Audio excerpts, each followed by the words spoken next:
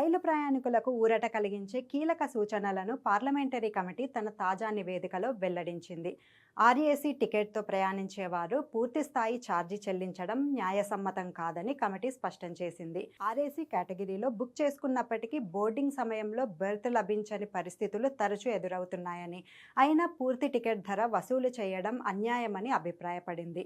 ప్రస్తుతం ఒకే బెర్త్ను ఇద్దరు ప్రయాణికులు పంచుకుంటూ ఇద్దరు పూర్తి ఛార్జీ చెల్లిస్తున్న విధానం ప్రయాణికులపై అదనపు భారం మోపుతుందని నివేదికలో పేర్కొంది.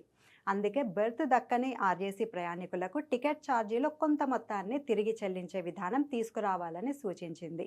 ఇందుకోసం ప్రత్యేక వ్యవస్థను రూపొందించాలని, తీసుకునే చర్యలను పార్లమెంటుకు తెలియజేయాలని రైల్వే శాఖకు కమిటీ ఆదేశించింది.